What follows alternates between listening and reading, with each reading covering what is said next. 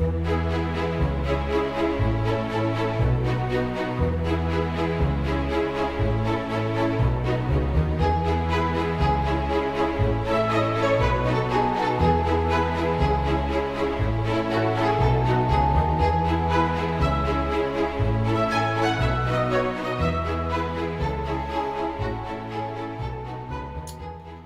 this has been a good discussion that we've been having on the difficulty with Muhammad in the 7th century and the stories that surrounded the stories, the qusas, the storytellers, the ability, their ability to, or not, to take huge pieces of literature, specific pieces of literature, and to be able to retell it over and over again, and to, without embellishing it or creating or deleting it and taking aspects of their own life and adding to it.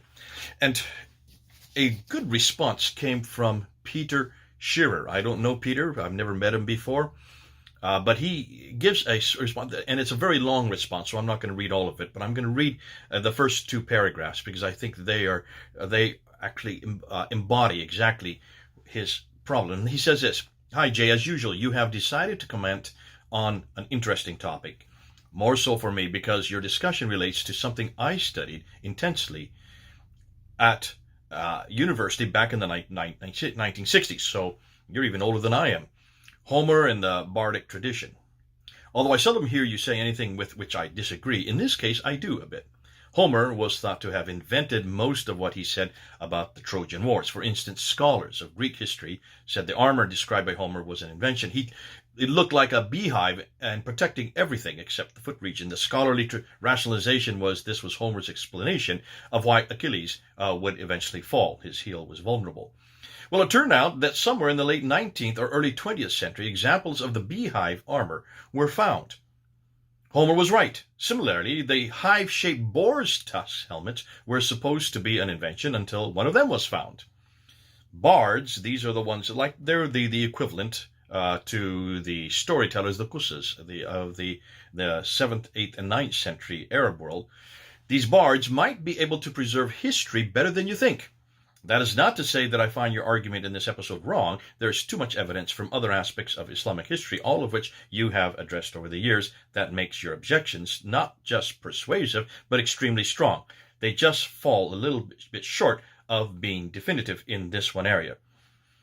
Now, he goes on to say that the use of metrical formulae allowed a bard to paste together a new poem, say the size of an Iliad, extempore, before a live audience, and to be able to repeat it verbatim months later. And he ends with the phrase, the memory capacity of these bards was prodigious.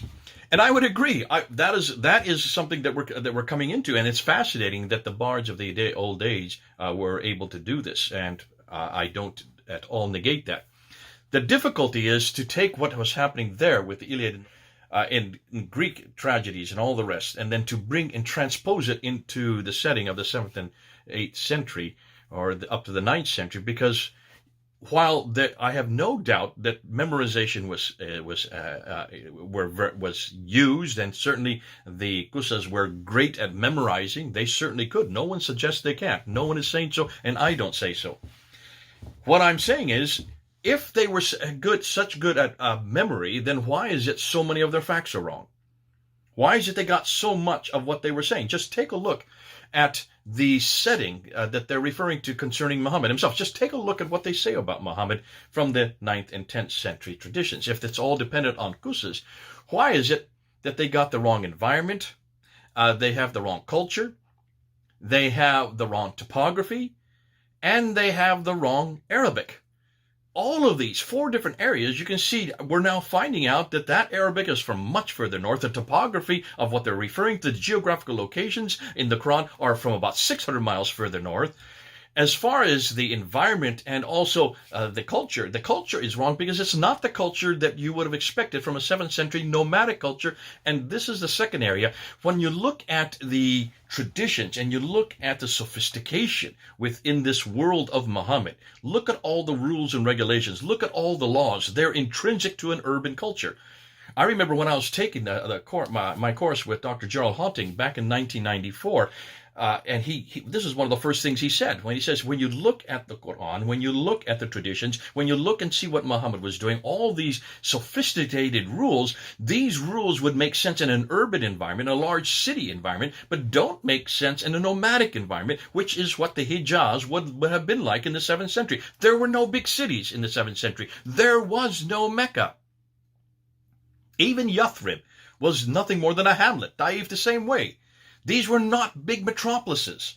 And the laws and institutions that you see foisted on Muhammad would not make sense in a 7th century nomadic environment, but would make sense in the 9th century. By that time, all these places were huge urban environments. They had a thriving metropolis. You have a sophisticated environment, rules and regulations that would survive or needed for an urban environment. Now it would make sense, but not in a 7th century nomadic environment.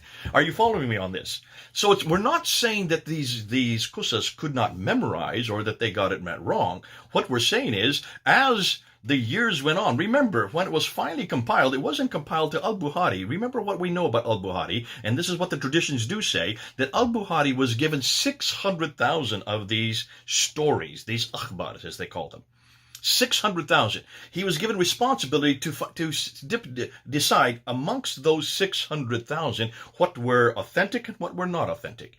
And he whittled them down, throwing them out until he only had 7,397. Out of 600,000, he whittled them down to just 7,397, which means he only retained 2%. Threw out the other 98%. What did he throw out? Well, obviously, what he was throwing out was everything that had been accumulated over the 2 centuries, the 2.5 centuries of accumulations, or in this case, the century and a half of accumulation from these storytellers, a lot of which was superfluous, a lot of which did not fit his agenda or the agenda of the 9th and 10th century compilers. It did not fit their theology, it did not fit their culture, it did not fit everything they knew, and they assumed that what was happening for them in the 9th century should have also been happening the same way in the 7th century. Because they were not doing the whole historical studies, the cultural studies that your professors did in the 1960s when you took their courses. And that's why today, with these kind of eyes looking for the culture, we realize that these storytellers did create an enormous amount of overlay. And that's why Patricia Crone said what she said. What is left over, what you then have by the 9th century when it's finally compiled down by Al-Bukhari, Sahih Muslim, Ibn Dawud, Tirmidhi, and the others, what you then finally have written down in the late 9th century reflects a 9th century environment, but not a 7th century environment. It reflects a very urbanized environment, a much more sophisticated culturally, linguistically, and also by this time, the Arabic would have made sense because they would have filtered down from the north down into the Hijaz, and that's why now it was almost everything you know about this man Muhammad fits more a 9th century Muhammad, redacted back to the 7th century. Boy, that's an awful lot. I'm sorry I didn't need to go that long. But can you see why? These are good questions. I'm glad. Thank you so much, Peter Scheer, for bringing this up. Yes, you are right. The bards way back in the days of Homer, when they were writing the Iliad, they knew their material. The bards are famous for that. So are the Qusas are famous for knowing their material. And so are the griots in West Africa, famous for knowing their material. It's just their material did not fit the culture, the context, because it wasn't meant to. That's not what their purpose was for. It was meant, in the case of the griots, it was more for entertainment. But in the case of the Qusas, who then were the repositories of the stories of Muhammad, by the time it was finally written down, there was another agenda. And this agenda was to create a man in a place for a time and for as a model and paradigm for all of Islam. That's why it took 160 years to 200 years to finally write it down. Good. Hope that helps.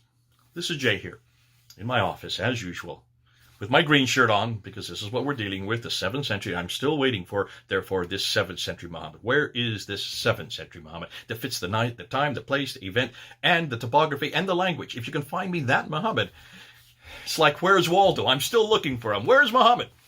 Can't find him. Help me to find Muhammad. This is Jay.